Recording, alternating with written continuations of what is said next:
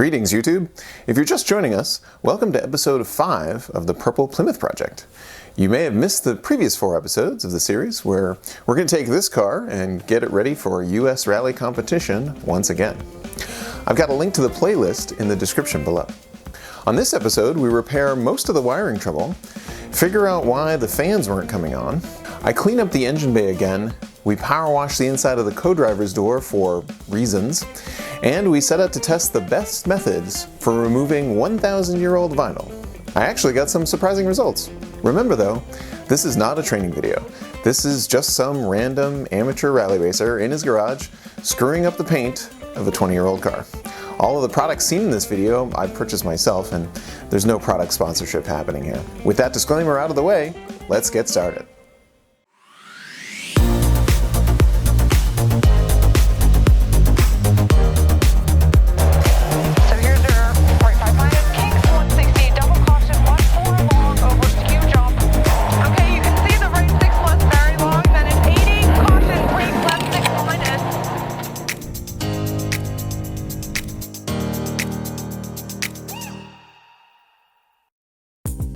The electrical in this car is in good shape, and pretty much stock, for the most part.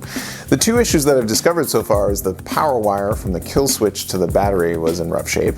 If you caught my wiring video, some heavy gauge wire needed to be properly crimped and a new battery terminal was installed. The fans were not coming on when the engine was warmed up, and I suspected right away this was because maybe at one time the battery was installed backwards, positive to negative. All the relays in this car would have isolated everything from reverse voltage, except for the fan relay. It's a big MOSFET solid-state relay that can't handle reverse voltage. I tested the resistance of the fans themselves using a multimeter. I tested that they make DC voltage when you spin them. I then powered up each of the fans on the bench.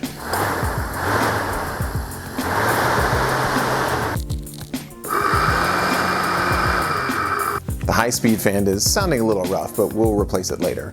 I also checked the continuity from the fan relay connector to the battery and ground. I then jumped the connector without the relay, installed to test the circuit from the 30-amp fuse in the car. The fans came on, so I knew the wiring was good. Now, just to install a new relay and see if the fans come on when we get the car up to temp.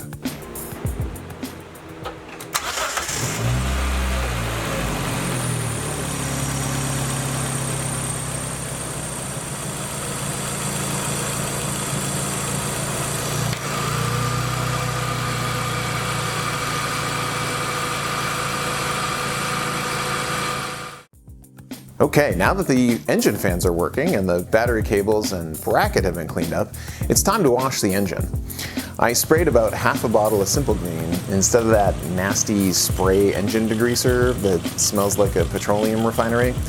I let it soak on a warm motor and then I rinsed it.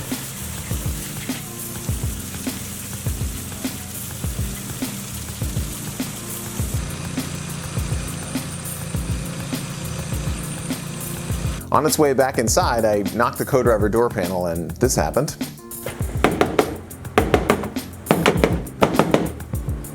Great. More mouse poop. Car was full of it.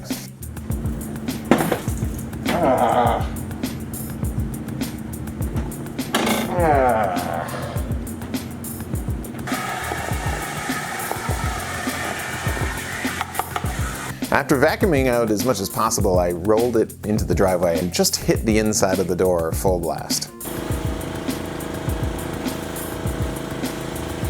So gross.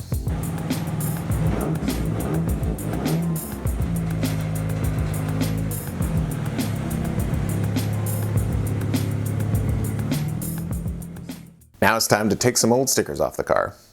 After inspecting it, I really think I'm going to just have someone repaint it. I don't paint cars, and the effort of trying to build a paint booth inside your home garage just isn't worth it for me.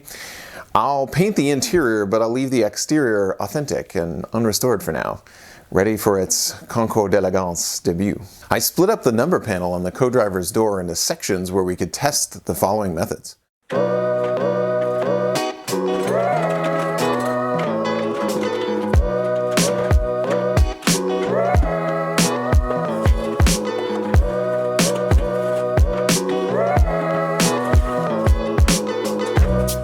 First up, steam.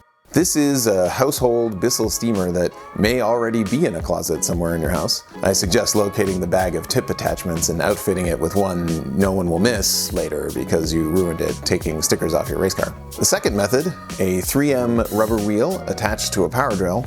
I say 3M here specifically, the 07498, because I think it matters. Also, I picked up these plastic razor blades. Not only did I not know that this was a thing, I didn't remember how useful one of these holders are. Third on the test, a heat gun. Gets absolutely stupid hot in a matter of seconds. Great for heat shrink, reflow soldering, turning plastic into liquid. On top of the plastic razor blades, I also got a hold of a spray bottle of Goo Gone.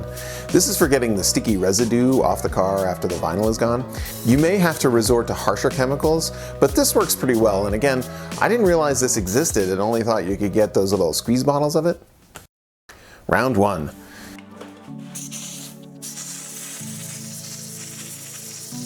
Steam was slow going at first, but I think that's because it took a few minutes to warm the surface. Once I got an edge started, I was able to peel decent chunks off. I found that it worked differently on different ages and types of vinyl. The one on the top is an event sticker, and it's one of those cheaply printed temporary kinds, whereas the main white number backer was a better quality vinyl.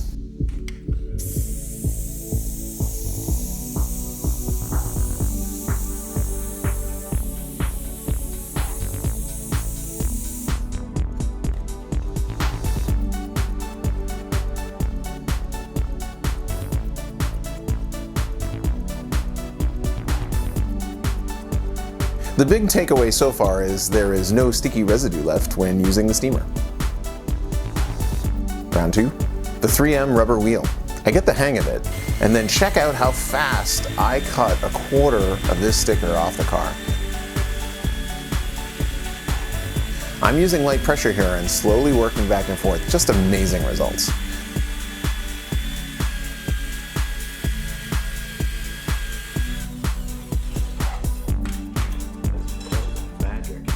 Not only did I not have to scrape, but there is zero residue left over. It's just crumbs of vinyl on the garage floor now.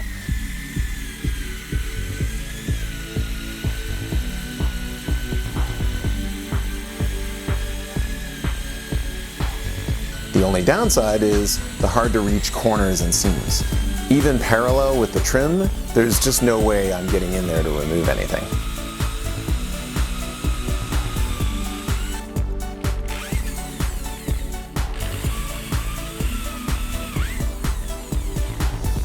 Round 3, the heat gun. The heat gun has 2 settings, melt things into ash and off. It really requires some skill and patience to slowly heat the area without damaging anything or yourself.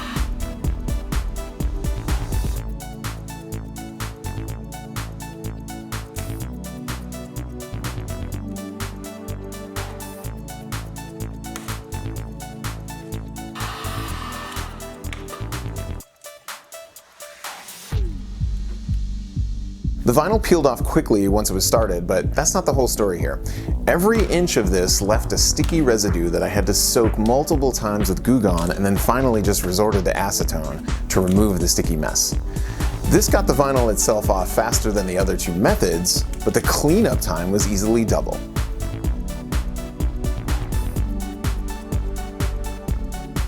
On the rest of the panel, I decided to go with my new favorite method, the rubber wheel.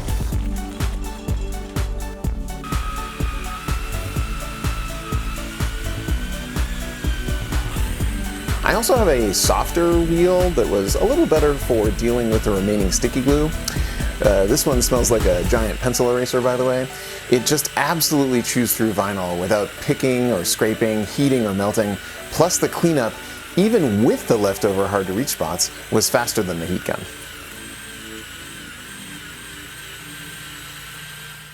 I found myself reaching for the steamer after this test. A big takeaway here is that it only gets to steam temperature, so 100 C, 212 degrees Fahrenheit. This is hot enough to soften the sticker, but not hot enough to remove the adhesive from the vinyl. A much more enjoyable experience that needs much less skill to control the temp. I'm sure you've seen videos of people installing vinyl wraps with a heat gun. This takes practice and skill. 1 second too long with a heat gun full blast, and that plastic is vapor. These are hot enough to start fires. Too much risk with a tool like this on a car's paint job. Hat tip to those of you who can acquire the skill of wielding the paint-destroying heat laser. Next time on Rally Notes, we'll get started on cleaning up the interior, removing the sound deadening, the dashboard, and prepping it for interior paint. Thanks for watching. If you've enjoyed it or learned anything, give us a like. If you want to see more, hit subscribe. Join us in the comments for discussion and questions. Let us know what you like so far and what things you'd like to see more of. The California Rally Series Virtual Rally School registration is open and starts on March 2nd. So if you'd like to know everything you need to get started in this sport, check out crsrallyschool.com. I'll be presenting from the garage on March 9th for the car prep section and hope to see you there.